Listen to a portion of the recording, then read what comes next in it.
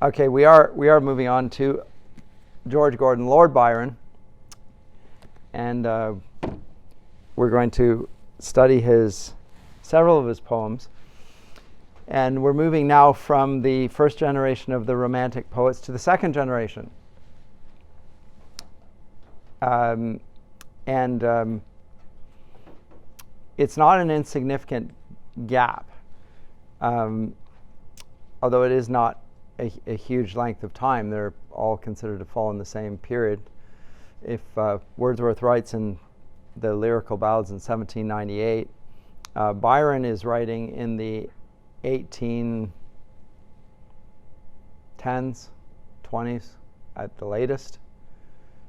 So 10 years after, barely 10 years after.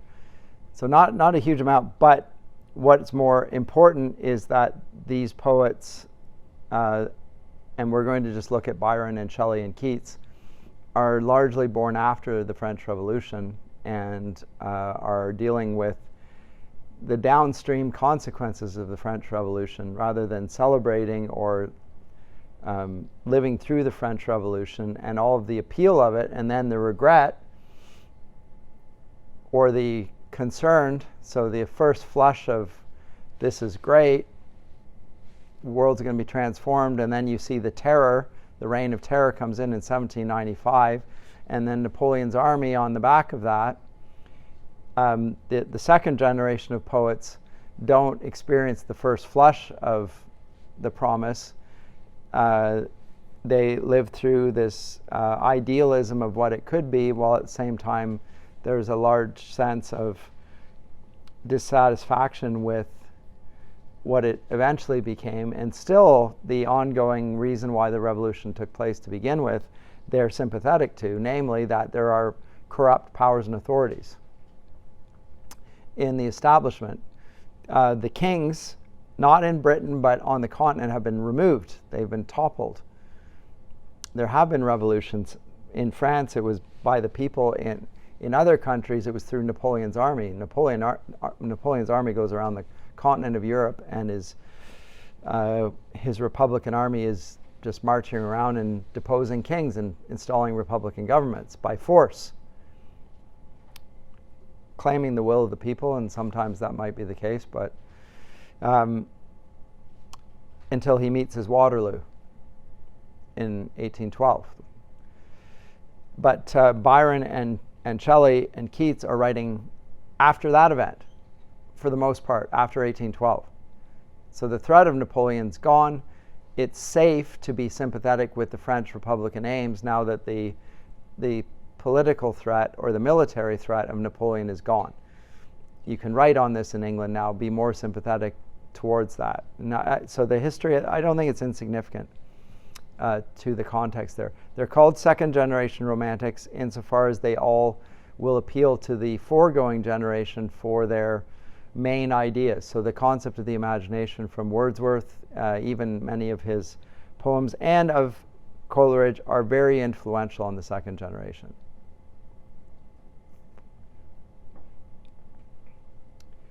You will spot the influence in the poetry. He got this from Wordsworth, or he got this from Coleridge.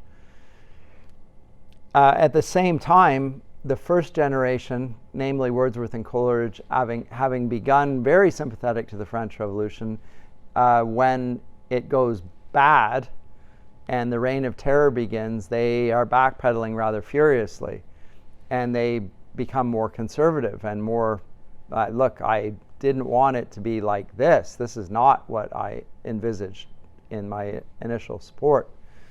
The ideal was this, but the reality is rather different than that. And so both men move in a more conservative direction.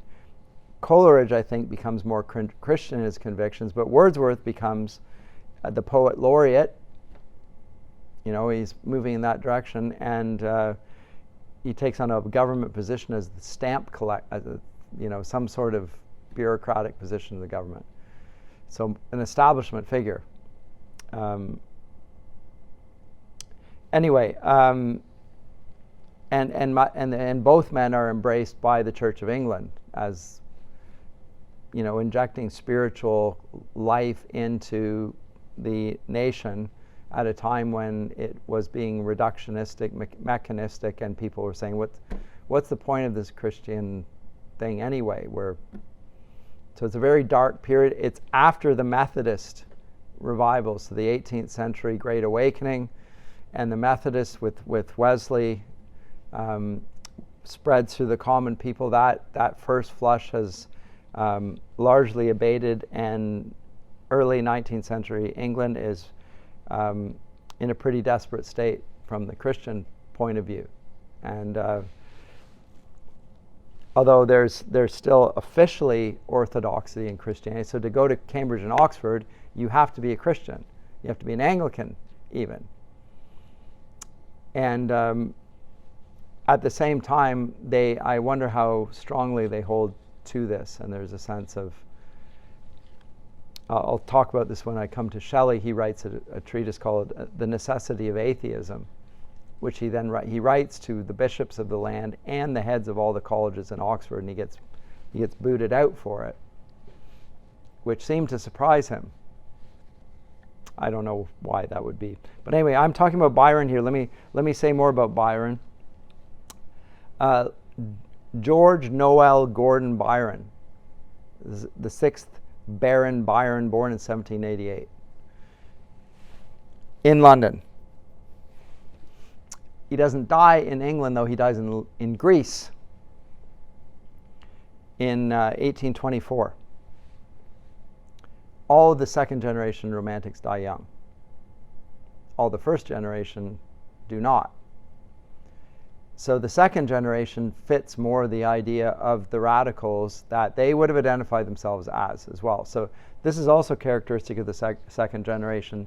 They read the first generation, they admire their original intentions, and they're disgusted by their turning on their own convictions. They mock them, they ridicule them, they basically despise them. And they, to use the jargon that is used now, they lean into the idea of being revolutionaries and rebels and so forth, and are happy to wear that mantle.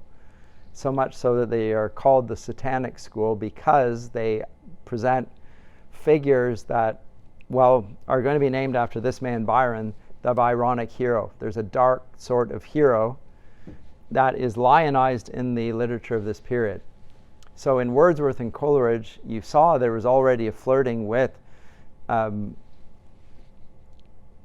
evil, with darkness. The vagrant, the criminal is being the subject matter of poetry to some degree, and some sympathy that state of human life is the product of social circumstances, of your environment.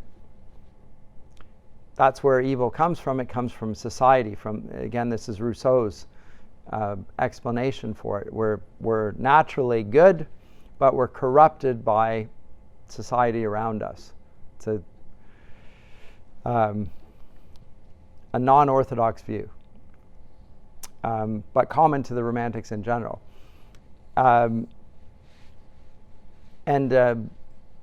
In Wordsworth and Coleridge, certainly in Wordsworth, there's a great deal of interest in that original goodness, and he's leaning into that goodness and wants to talk about the effect of the imaginative recovery of that goodness in conjunction with his experience of the sublime. In particular, when he talks about nature, he is talking about nature in a wholly good fashion. It has only positive connotations, although there is the terror in nature that comes from that sublime landscape. Whether it's vast, a huge mountain like Mont Blanc, or it's a vast ocean, or it's an experience of something terrifying. Those moments, which he calls spots of time in the prelude, influence his moral life. And those are the experiences of the sublime in nature. So it's not just nature good, but also nature as awesome, terrifying.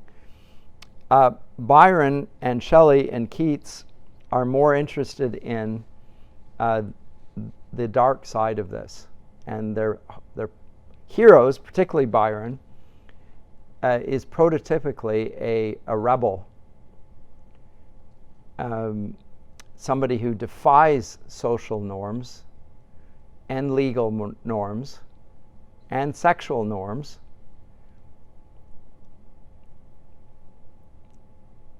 is optimistic but is regularly disappointed by the reality of life, and goes through life as basically a damaged archangel like Satan.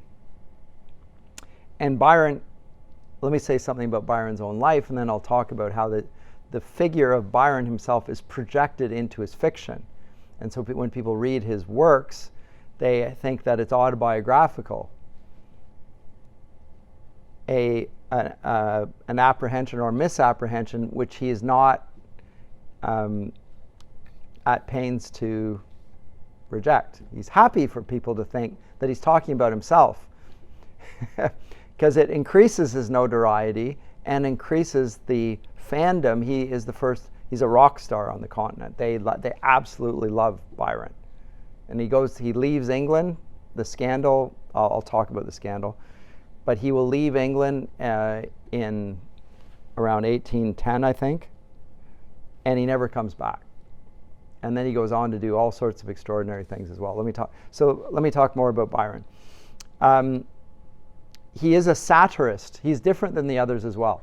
He is a satirist in the vein of Pope and Swift. So there's a bite to him and a humor to him. I like Byron, actually, in that sense. Wordsworth is never funny. And I'm not sure that Coleridge is either. These are men that are very serious and full of themselves, and there's a sort of reverence about it. There's no humor in anything. There's no satire per se. It's just not the tone of their poetry at all. It's pastoral, it's eclogue, it's idyllic. Byron is the opposite of that. It's bitter at times, but it's always sardonic. There's a sense of world weariness in this, and that probably comes from his own position in life. Born an aristocrat to the son of a baron, his father is known as Bad Byron. So you get a sense of this. Also born with a club foot sort of turned inwards, which he had to have fixed with crutches and so forth, like a thing on his leg to try and twist his foot, which was born twisted in, to try and twist it back out. So it creates all sorts of problems. He was taken by his mother to Aberdeen, and he lived up there on a very meager income indeed. So he was raised to some degree, even though he's the son of a baron, raised in poverty. Went to a grammar school there, very aware of his lameness, as you can imagine, a boy growing up, and would affect his character. Rumors of, because he was a very attractive young man, very good looking, you see pictures of him, and rumors that his housekeeper had made advances on him. Who knows? Who knows? He probably would be happy to own that, whether it was true or not as well. It's part of the story. When he is 10, he earns the estate of his great uncle, and that's the wicked Lord Byron, at the age of 10. And so when he becomes Lord Byron, then he moves to England. So transformation at that point in his life. He goes to Newstead Abbey, which the Byron family had been given generations before by Henry VII, before the Reformation. Henry VIII, before the Church of England was established by Henry VIII. And he and his mother lived there, and basically it's a ruin. It's a rundown, but it's a once admirable estate, pile, and it's basically fallen into disrepair because of lack of funds. Still, he's tutored there and he's looked after. He eventually goes to Harrow, which is down in the direction of London, where he is schooled in. Harrow's a notorious or famous English public school, and public means very private. It's where the aristocrats go. They go to public schools. Our public schools are the state schools. It's not a public school. By British, a public school is where the good and the great go. It's where the kings and the aristocrats send their children. And he loved that time. And some sense that homosexual affairs are part of that whole makeup there. And it would not be unusual for that context.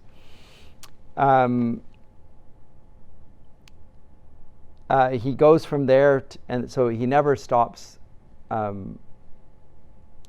holding on to the good aspects of his upbringing in Harrow, probably because he's better treated.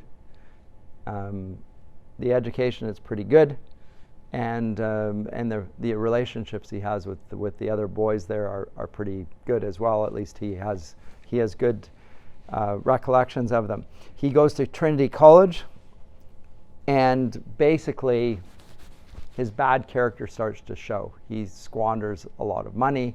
He spends his time doing all sorts of things that put him into debt. He's the prodigal son, basically. He's sort of like that, in that sense. He starts writing poetry and is interested in politics. Eventually, when he reaches the age of majority in 1809, he takes his seat in the House of Lords. So now he is Lord Byron. He's a political figure, part of the establishment, but he is not a good man. So he's a part of the political establishment, but just by virtue of his birth. But he is becoming, he's the guy to be in the tabloids every day, basically. His reputation precedes him. But he's extraordinarily witty, and he's writing satires, which are also very popular. And he goes on a continental tour. He goes to Lisbon and Spain and Gibraltar and Malta, falls in love with a married woman, almost fights a duel over her, goes on to Greece and Albania, and onwards. Goes to Constantinople by way of Smyrna, goes to visit the House of Troy. So he's going on a pilgrimage around the Mediterranean. Eventually writes a dictionary in Albanian English dictionary. So you can see how brilliant he is. He'll come back later to Greece. I'll talk about that later. But he returns to London in 1811, so 2 years after joining the House of Lords, and his mother dies, and he makes his first speech in the House of Lords, and then he publishes his famous work, Child Harold's Pilgrimage, 1812, which is a bit of a sensation, and it's describing a pilgrimage much like the one that he just undertook around the Mediterranean.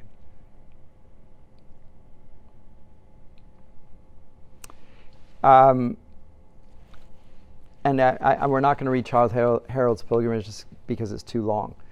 But it expresses his melancholy, a figure who is full of melancholy, disillusioned. Life is promising, but the promise is never quite fulfilled. And so the character, the mindset of the character, has this sense of an ideal of the way things ought to be, and then the reality of the way it actually is. And he expresses it very well. Probably Byron's own views being expressed in the character. And the liberal society that he's in, the Whigs, political progressives, love him. Wherever he goes, there's Lord Byron, and he is a celebrity because he's an aristocrat who is against the aristocracy. against the conservative establishment positions, etc. He has affairs with various aristocratic women. Lady Caroline Lamb, Lady Oxford, Lady Frances Webster, and maybe even his half-sister Augusta Lee. I'll come to that in a minute. But one aristocratic other man's wife after the next, right? And each time it happens, more sensation, more scandal, his reputation grows. Lady Caroline Lamb calls him famously mad, bad, and dangerous to know. He may well have been bipolar. Probably. When news about his affair with Augusta Lee comes with this, the pressure on him ratchets up, because now we're talking about incest. We're not just talking about if it's the case, and it's not sure that it is. But we'll look at the poem, and he doesn't try and hide it. He inflames it, which is an rather odd thing to do. But he in 1814 he decides that he's going to get a better reputation by marrying, so he marries Anna Isabella Milbank. 1815. Settle in London. They have financial problems immediately. He leaves his wife behind, escapes to his publisher's house.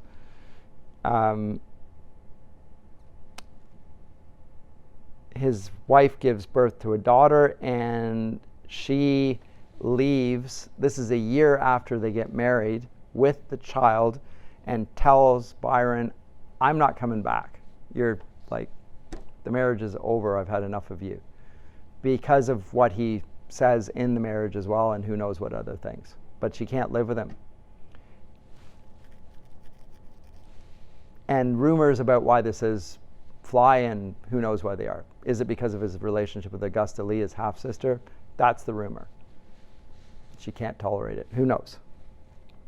But he signs a separation paper, and he leaves England now with a terrible reputation. So now he's not just had adulterous affairs, he has left his wife and child and so forth. So he has a terrible reputation. Goes on another continental tour, first going to Waterloo. Remember, this is 1815. The Battle of Waterloo is now behind him, because it's done. And then goes on a journey to Switzerland, where he meets up with Shelley, Percy Shelley and Mary Shelley. And at that time, Mary Shelley writes Frankenstein. And Byron writes a few poems, Shelley likewise. That 1815 is the year without a summer. On the other side of the globe, there is a massive volcano eruption in 1814. A year later, it's like famine in Europe, 1815. It looks like God has struck the country. People are dying of starvation. There's ice and snow in the middle of the summer. So it's very bleak times, and that is reflected in the writing again. There's a sense that oddities going on. Byron has more affairs. In fact, I don't think that ever stops, basically.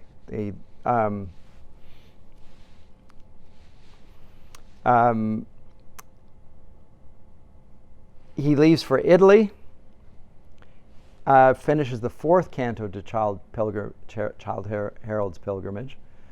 He's written 3, carries on with that. But he goes on, Italy, goes to Venice, writes the 1st canto of Don Juan. And if anyone who knows anything about Don Juan will know that, again, this is Byronic, bad guy, hero type. He stays in Italy until he then goes away and starts to get fat and old, according to Shelley, and basically is becoming the really stereotypical prodigal son. He's become promiscuous, and he's, people are starting to feel sorry for him. But he meets a countess who changes his life. Her name's Teresa. She's 19. And Byron chases her around until her husband chases him away.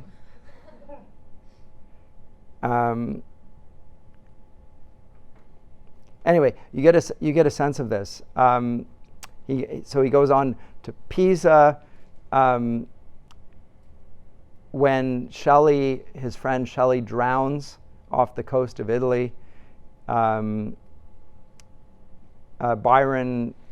moves onward once again. He leaves Genoa for Greece, and he leads a battle a freedom battle, a battle of independence of the Greeks against the Turks, the Ottoman Turks. He leads it, and they win. So he is a hero in Greece. If you go to the Danforth in Toronto, there is a bust of Lord Byron right there, like right there in the midst of that, and there's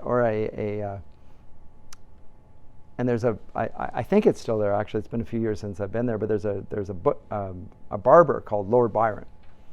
But Byron is feted in Greece as part of the liberation of the country from the Turks. So in a sense, he's fitting them the revolutionary ideal and so forth. It's a very interesting character. Again, dies there eventually.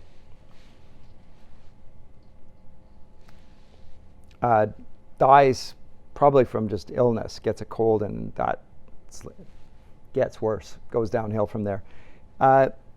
He is, as I say, lionized throughout Greece. They embalm his heart and bury it on the battlefield where he fought. Oh yeah, he's like canonized as a saint, basically. But the rest of his remains are sent to England. They refuse him burial in Westminster Abbey.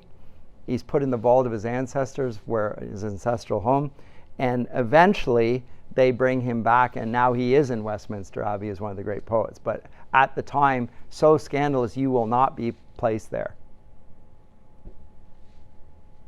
Century and a half, takes 150 years, because he's so scandalous in England. On the continent, the opposite. But anyway, so very interesting figure. I think you can see from that. Like, he's not like the other guys in this. I'm going to read a few of his shorter poems because I knew the introduction would take a great deal of time, which are really terrific and show his prowess as a poet. I think he is an excellent poet myself, but he's very, very, very different from Wordsworth and Coleridge. You can see some influences, but he's not even attempting to use their style, and he does not, and the tone is totally different as well. I mean, totally different. This one's The Destruction of Sennacherib, based on scripture. He would have been well acquainted with scripture. He understood what he was talking about in these areas. He's had a strong education. But you'll know this passage when the Assyrians are in front of Jerusalem with an army of 185,000. And the king thinks that he's done. And then the army of the Lord appears, and the next day they're all dead, 185,000, right? Because the armies of the Lord surround that host, a greater, far greater army. This is Byron's account of this. The Assyrian came down like the wolf on the fold, and his cohorts were gleaming in purple and gold.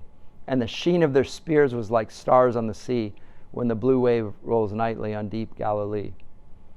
Like the leaves of the forest when summer is green, that host with their banners at sunset were seen.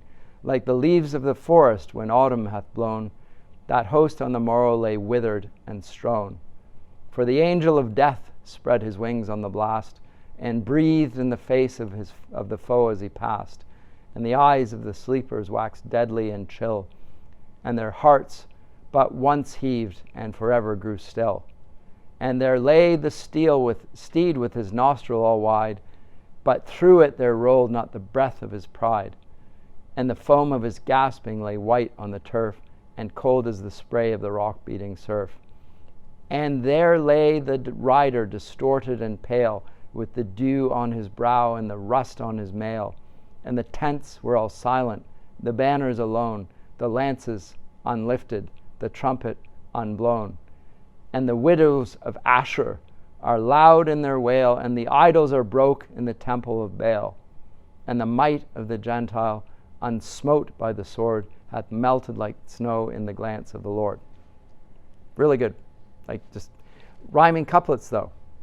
Not moved by Wordsworth's appeal to avoid the neoclassical decorum. He's very happy to hold on to neoclassical poetics, and he does. So he does not match Wordsworth's distaste for that sort of thing. Having said that, the subject matter of his poems is very often a non-traditional, like the aristocrats. If he portrays an aristocrat, it will be to show the licentiousness of the aristocrat, of which he is one, right? So it's not quite what you would expect. Wordsworth does it by completely avoiding aristocrats in his poetry. He's going to present common people and rustics in the midst of nature, children and people that we normally ignore in poetry. Byron will go after the old subject matter, the aristocrat, but the aristocrats are not very good. It's the same spirit coming from a different angle, and happy to use neoclassical poetics to do it.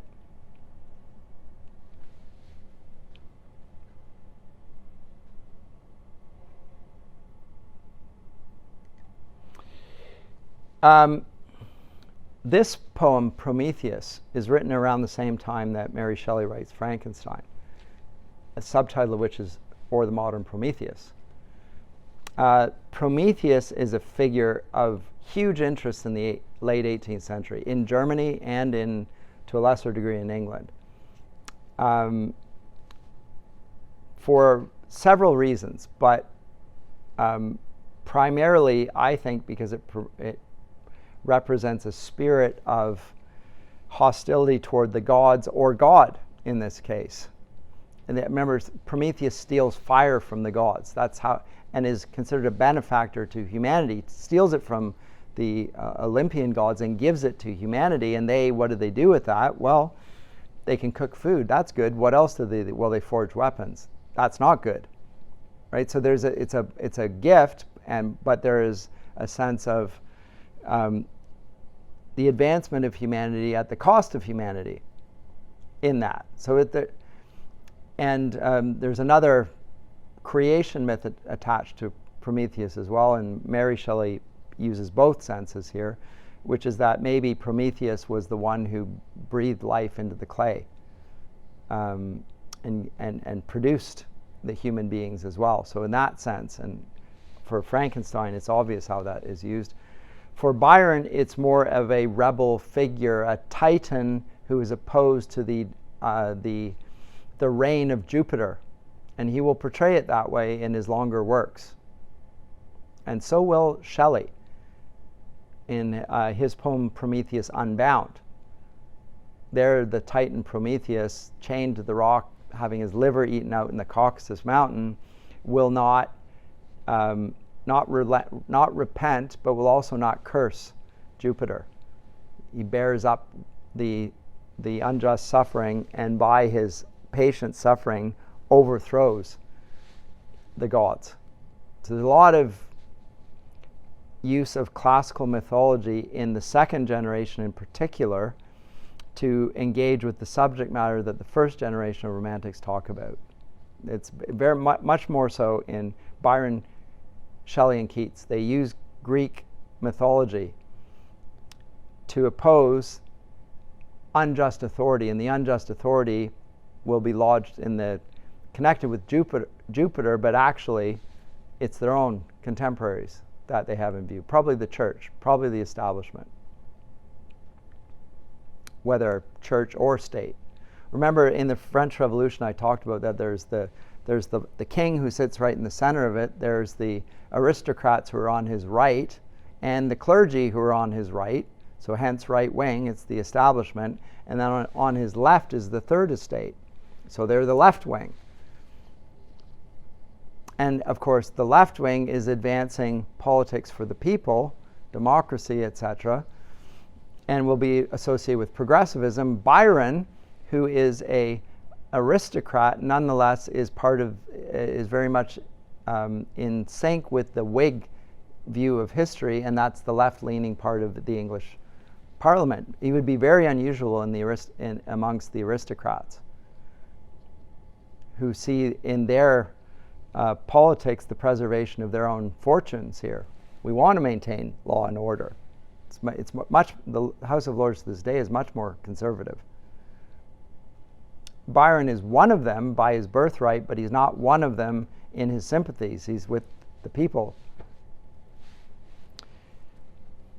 So he's Promethean in that sense. He's a titan.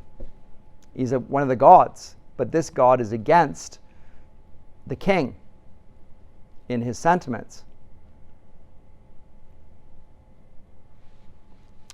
And in progressive politics, they much love this sort of figure, an establishment figure who allies himself with the left. So the Kennedys and the Trudeaus now. And in Britain, it would be some famous figure, like if you were a Churchill and decided you were going to throw yourself into the progressives, you would be the best figure ever.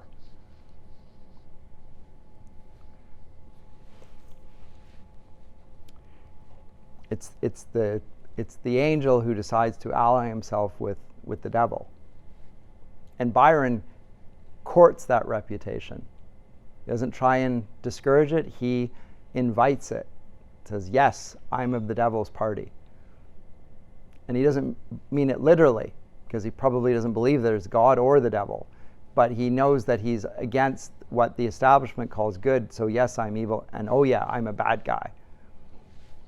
And I'm going to prove it in my actions as well, and for political reasons. So there's a lot of politicization going on. So Prometheus, Titan, to whose immortal eyes the sufferings of mortality seen in their sad reality were not as things that gods despise. What was thy pity's recompense? A silent suffering and intense. The rock, the vulture, and the chain, all that the proud can feel of pain. The agony they do not show, the suffocating sense of woe, which speaks but in its loneliness, and then is jealous, lest the sky should have a listener, nor will sigh until its voice is echoless. Titan, to thee the strife was given, between the suffering and the will, which torture where they cannot kill, and the inexorable heaven and the deaf tyranny of fate, the ruling principle of hate, which for its pleasure doth create the things it may annihilate. Refuse thee even the boon to die. The wretched gift, eternity, was thine, and thou hast borne it well. All that the thunderer wrung from thee was but the menace which flung back on him the torments of thy rack. The fate thou didst so well foresee, but would not to appease him tell, and in thy silence was his sentence, and in his soul a vain repentance, and evil dread so ill dissembled that in his hand the lightnings trembled. Thy godlike crime was to be kind, to render with thy precepts less the sum of human wickedness, and strengthen man with his own mind.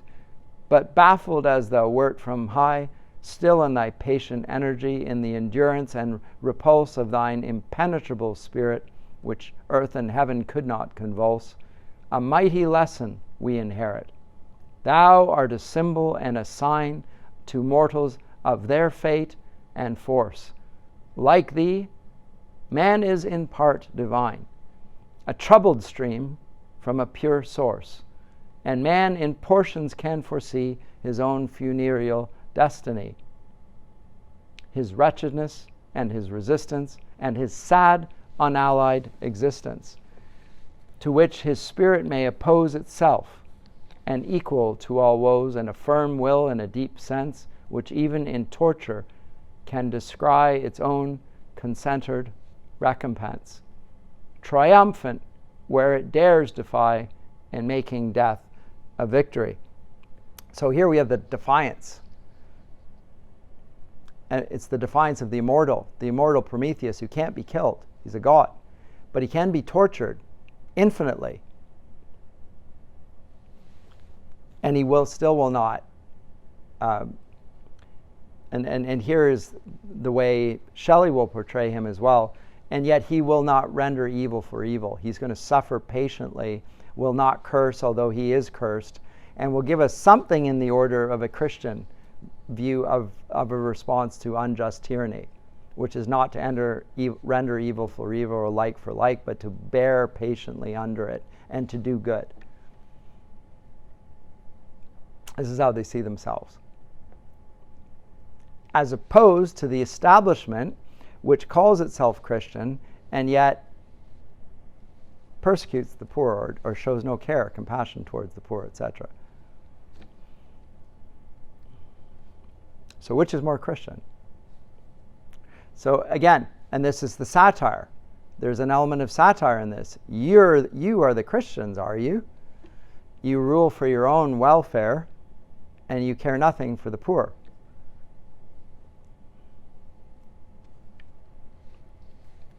And now this is lodged in the person of Prometheus, but again, Prometheus is a figure that represents also all manner of things besides him. It's a political stance, of course. You can see why a poem like this would be wildly popular amongst progressives. Yeah. Good publicity.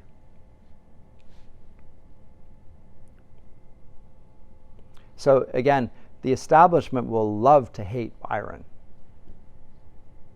How could you not hate Byron? He's an aristocrat who thumbs his nose at the aristocracy, who ignores every social decorum, every moral consideration, has affairs with other men's wives, has children out of wedlock, ignores laws regarding incest.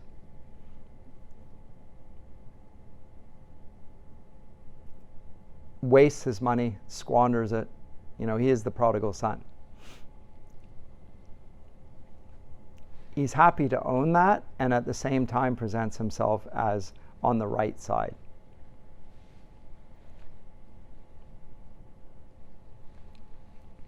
And again, he fights for the Greeks against the Turks.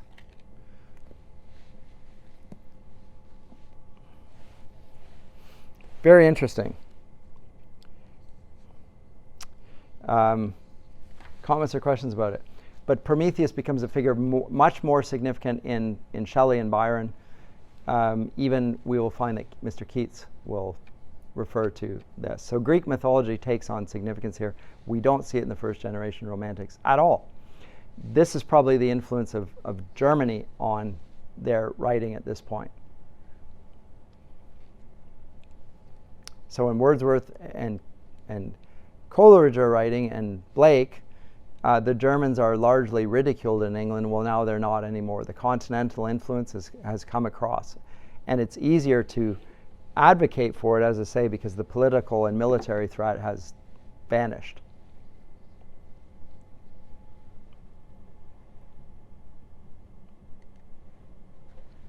Okay, I said I was going to get here. This is his half-sister. Stanzas to Augusta. He publishes these. Yes. Yes.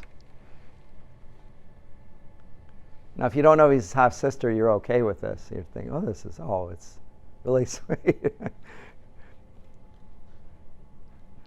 Though the day of my destiny's over and the star of my fate hath declined, thy soft heart refused to discover the faults which so many could find. Though thy soul with my grief was acquainted, it shrunk not to share it with me, and the love which my spirit hath painted, it never hath found but in thee. Then when nature around me is smiling, the last smile which answers to mine, I do not believe it beguiling, because it reminds me of thine. And when winds are at war with the ocean, as the breasts I believe in with me, if their billows excite an emotion, it is that they bear me from thee.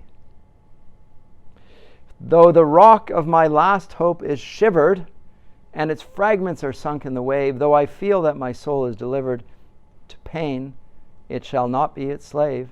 There is many a pang to pursue me. They may crush, but they shall not contemn. They may torture, but shall not subdue me. 'Tis of thee that I think, not of them. Though human, thou didst not deceive me. Though woman, thou didst not forsake. Though loved, thou forborest to grieve me. Though slandered, thou never couldst shake. Though trusted, thou didst not betray me. Though parted, it was not to fly. Though watchful, 'twas not to defame me, nor mute, that the world might belie. Yet I blame not the world, nor despise it, nor the war of the many with one.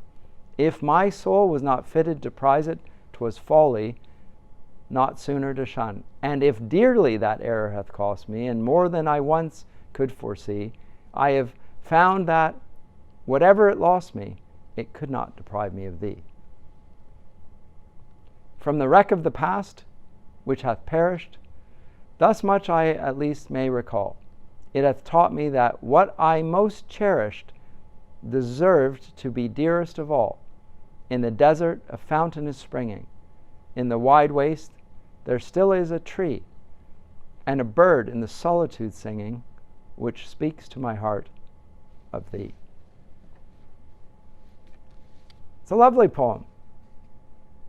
It is, I think, but it's unfortunate that there's the hint. Okay, but it speaks of a man who has been attacked and has suffered many ills in life, and has a faithful companion in the midst of all of that, who he is acknowledging as his dearest. It's his half-sister. That's okay, but if they have had an affair, it's deeply problematic, of course. And he's not happy. He's happy to publish this, and fine, and maybe it is just this, but again, not so worried about what people think, and that's part of what makes him so popular. Because he doesn't care what the establishment thinks. He loathes the establishment. He is the establishment man who turns his back on the establishment. He is the Dark Knight. Dark Knight's a Byronic hero, by the way. Western film is full of Dark Knights. The tough guy who ignores the rules because he fights for what's right and ignores the justice because the justice won't allow him to do what he needs to do, which is to take the gloves off and deal with evil the way it needs to be, to beat it down and not follow the rules. That's the Dark Knight. Same hero, the same sort of Byronic hero who has a good heart and yet he does bad things. That's the Byronic hero. We love him because he looks like, he's got the tattoos, he's got the scars, he carries on, and he is scary, but he's actually a little sweetheart inside, which she sees and nobody else sees. Women love Byronic heroes. Mad, bad, and dangerous to know, says Lady Hamilton. Because it's not like she has an affair with him, but then everyone knows about it. How do they know about it? She thought, like, what? Yeah, it is a whirlwind. You don't want to be pulled into that whirlwind.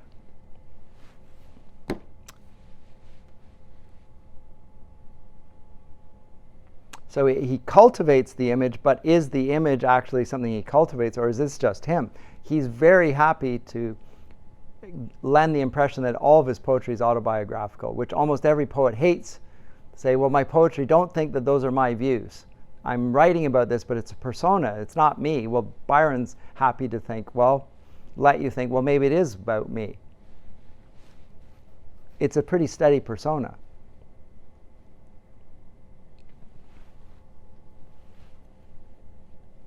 I think he's a really good poet.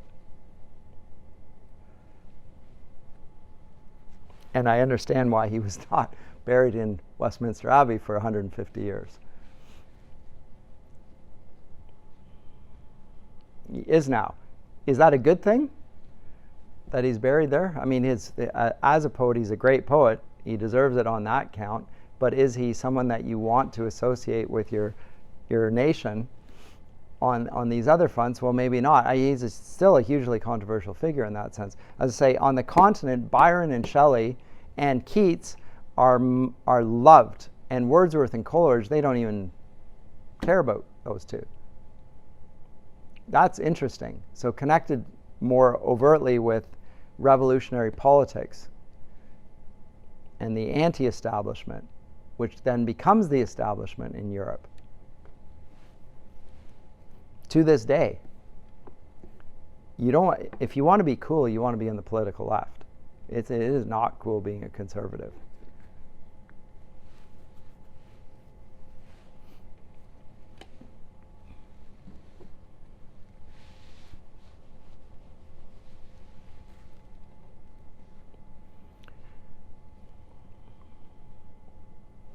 Any comments or questions? Then the beautiful poem, She Walks in Beauty. Well known. She walks in beauty like the night of cloudless climes and starry skies, and all that's best of dark and bright meet in her aspect and her eyes, thus mellowed to that tender light which heaven to gaudy day denies. One shade the more, one ray the less, had half impaired the nameless grace which waves in her raven tress, or softly lightens o'er her face, where thoughts serenely sweet express how pure, how dear their dwelling place. And on that cheek, and o'er that brow, so soft, so calm, yet eloquent, the smiles that win, the tints that glow, but tell of days in goodness spent, a mind at peace with all below, a heart whose love is innocent. Now, you would never know this was written by Byron, given what you know about him, but he clearly prizes beauty. This is not the sublime, right? So he's praising beauty. This is very interesting. Just like the first poem is the same way. The destruction of Sennacherib, yeah, there's a bit of the sublime in it. But he actually does appeal to the neoclassical ideals of beauty and not in its romantic sense. So he in a sense, he's a step backwards in some sensibilities. He actually still praises beauty. He also cultivates the persona of the sublime Byronic hero, of course. But he's not idealizing the sublime everywhere and everything is wonderful and there's no tension. There's a lot of tension in Byron. That you will not lack.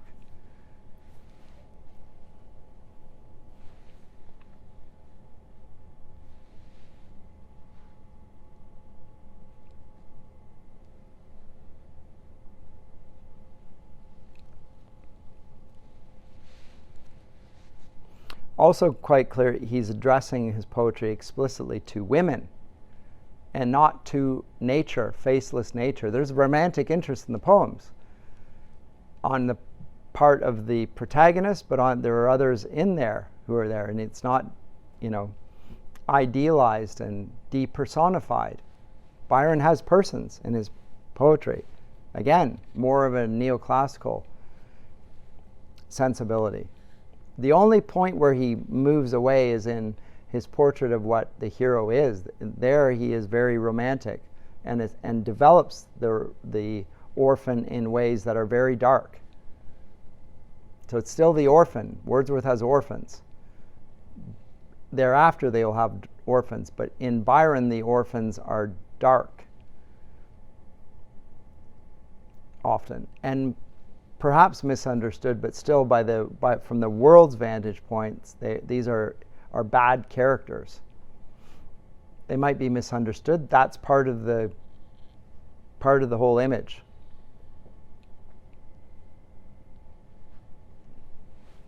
Of course the world decries it. He contradicts the social norms, but is society any good? Well, it claims that it's good, but is it actually? And is he whom they call evil actually evil, or is his heart good, and is he oppressed by society? This is how Satan projects himself. Evil be thou my good. If this is the case, so Satan becomes a significant figure in Byron, Shelley, and to a lesser extent in Keats, for which reason they're called the Satanic School. People notice how much they are portraying the hero in what the world calls evil, but they are saying he's been misunderstood. He's actually a good guy. And he might do what society calls bad things, but those things, are they really that bad?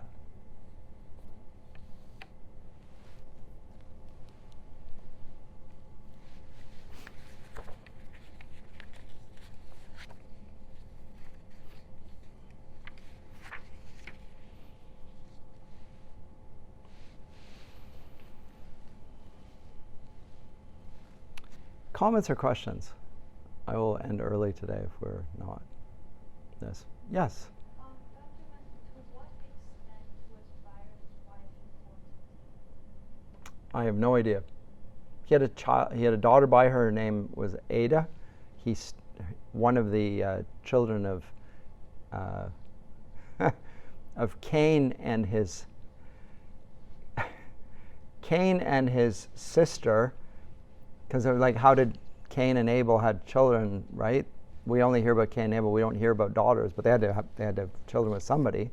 Well, these would be Adam and Eve's children. So again, suggestions of incest, which he's thrown in there, not yet called incest. Their daughter's name is Ada, right? So again, Byron is like always like trying to goad people with this. Well, but of course then it's Cain. Cain's the bad guy. Byron, anyway, daughter's Ada.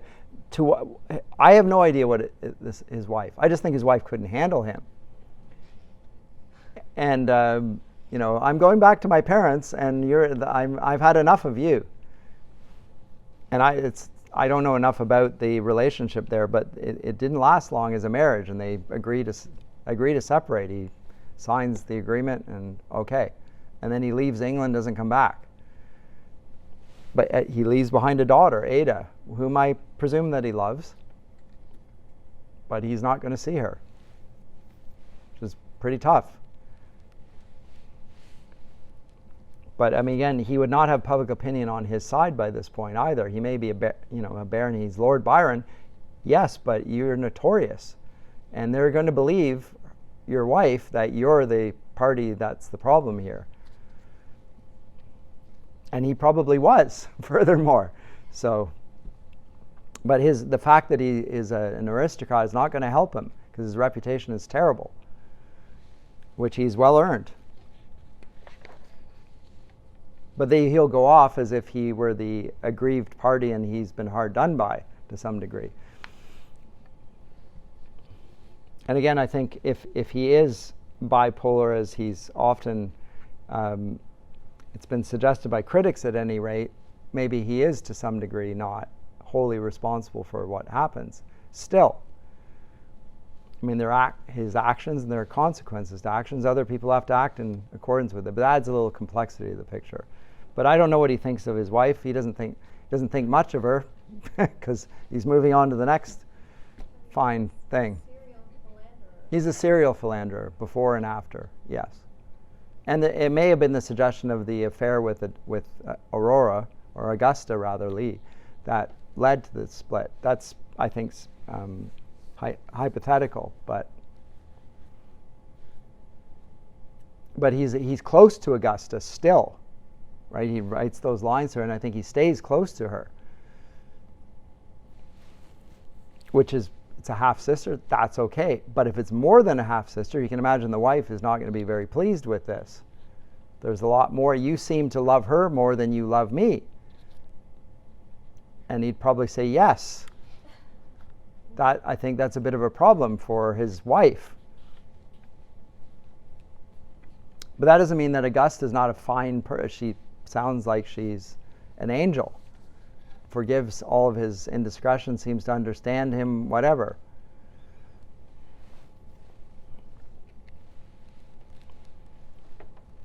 Yeah, I don't know. How much does he love his wife? What's his thoughts on his wife? I don't think he thinks much of her. He moves on to other things. He does what men do. Men compartmentalize. It's like, move on.